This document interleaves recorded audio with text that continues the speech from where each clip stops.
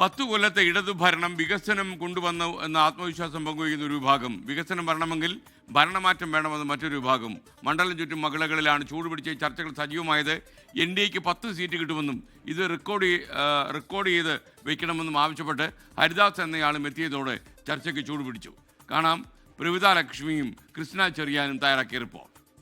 ചേട്ടാ, തിരഞ്ഞെടുപ്പൊക്കെ വരികയാണ്, അതിൻ്റെ ഒരു ചൂടാണ്, നല്ല ചൂടിലാണ് നിൽക്കുന്നത്. രാഷ്ട്രീയപരമായിട്ട് എല്ലാ കാര്യങ്ങളും ചർച്ച ചെയ്യുന്നുണ്ട് ഈ ആലപ്പുഴ മണ്ഡലത്തിൽ. ഈ 10 വർഷത്തിൽ ഞാനും ഒരു 64 വയസ്സ് കഴിഞ്ഞ ഒരുത്തനാണ്. 2000 രൂപ അത് ഏറ്റവും വിലപ്പെട്ട തന്നെയാണ്. ഞാൻ മിക്കവരെയും കണ്ടിട്ടുണ്ട്, പ്രായമായിട്ടുള്ള എല്ലാവരും മക്കളുടെ അടുക്ക കൈനീട്ടി ഒരു ചായക്കന് ആ ഒരു ഗതികേട് അവർക്കില്ല. ഞാനൊരു ഓട്ടോക്കാരൻ എൻ്റെ ഒരു മോളെ MBA വരെ എത്തിക്കണമെങ്കിൽ അത് എന്തും വേണ്ടി ഉണ്ടായിരുന്നു. ഈ സർക്കാരിൻ്റെ ഒരു പ്രത്യേക കഴിവ് എല്ലാവരും. UDFന്റെ പ്രകടന പത്രികയിലും കുറെ കാര്യങ്ങൾ UDFന്റെ പ്രകടന പത്രിക ഞാൻ കണ്ടതാണ്, NDAയുടെ പ്രകടന പത്രികയും ഞാൻ കണ്ടതാണ്. 3000 രൂപ NDA ഏത് സംസ്ഥാനത്ത് കൊടുക്കുന്നുണ്ട്? ഇവിടെ 2000 രൂപ NDA ഏതെങ്കിലും സംസ്ഥാനത്ത്. SDPയുടെ വിരുദ്ധ വാർഡ് പ്രസിഡന്റാണ്. CPM-നോട് താല്പര്യമൊന്നും ഉണ്ടായിട്ടല്ല. എന്റെ പാർട്ടി പറഞ്ഞ് CPM-ന് വോട്ട് ചെയ്യണമെന്ന് പറഞ്ഞു, അതുകൊണ്ട് വോട്ട് ചെയ്യണം. താല്പര്യമൊന്നുമില്ല. അപ്പൊ SDPI CPM ബന്ധം എന്നുള്ളത് സത്യമാണോ?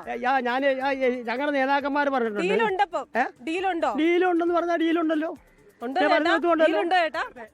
അല്ല, ഒരു കാര്യമുണ്ട്, ഇന്നലെ വരെയും കോൺഗ്രസ് ആയിരുന്നു, ഇന്ന് SDPI, നാളെ ഇനി ഇത് ആരാവും എന്നുള്ളത് ഞങ്ങൾക്ക് അറിയത്തില്ല. ചേട്ടാ, ഈ ഡീൽ ആരോപണം അതുമായി ബന്ധപ്പെട്ടുള്ള കുറെ പ്രശ്നങ്ങൾ അല്ല ഞാൻ ചോദിക്കട്ടെ. കാരണം കേരളത്തിൽ വീണ്ടും മൂന്നാമതൊരു LDFന്റെ ഭരണം വരുമെന്നുള്ളത് സുനിശ്ചിതമാണ്. ഈ കമ്മ്യൂണിസ്റ്റ് പാർട്ടി ഭരിച്ചിട്ട് എന്താ ഇവിടെ കുറവ്? എന്തിന് കുറവുണ്ട്? 30 കൊല്ലം ഭരിച്ചു. റോഡെല്ലാം ദൈവം നല്ലതാണ്, കണ്ണടച്ച് ഓടിക്കാം. സർവ മേഖലയും ഭരിച്ചു മുടിച്ച്. കാരണം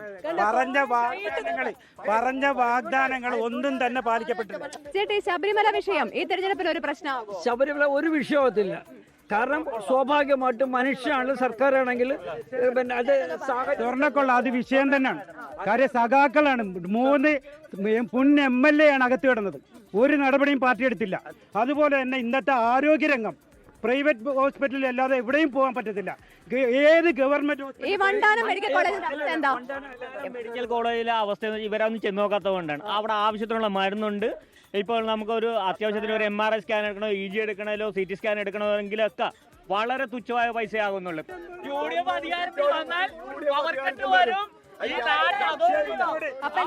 വയനാട് ദുരന്തത്തിന്റെ 750 കോടിയും വയനാട് ദുരന്തത്തിന്റെ 750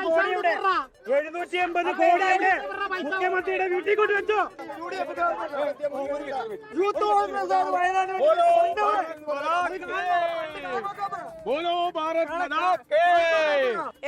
BJP ആണോ? BJP വോട്ട് ഷെയർ വർദ്ധിപ്പിക്കും. ഇത്തവണ എത്ര സീറ്റ് കിട്ടും? 10 സീറ്റ് കിട്ടും BJPക്ക്.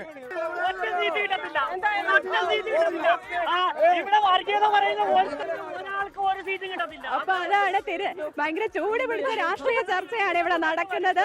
അങ്ങനെ എല്ലാ തരത്തിലും സർക്കാരിന് അനുകൂലമായും അതേസമയം തന്നെ സർക്കാരിന് അനുകൂലമായും ഇനി NDAക്ക് അനുകൂലമായിട്ട് ഒരു ചേട്ടൻ അവസാനം വരികയും ചെയ്തു. 10 സീറ്റ് കിട്ടുമെന്നാണ് ആ ചേട്ടൻ പറഞ്ഞിരിക്കുന്നത്. ഹരിദാസ് എന്നാണ് ചേട്ടന്റെ പേര്.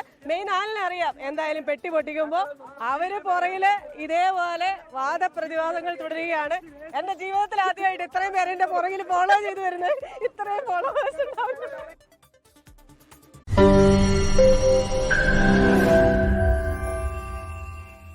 ലോകത്തെവിടെയായാലും ഏത് സമയത്തും 24 വാർത്തകളും ഓഗ്മെന്റഡ് റിയാലിറ്റി പാക്കേജുകളും എക്സ്പ്ലെയിനറുകളും വിശദമായി കാണാൻ ഞങ്ങളുടെ YouTube ചാനൽ നിങ്ങൾക്ക് സബ്സ്ക്രൈബ് ചെയ്യാം.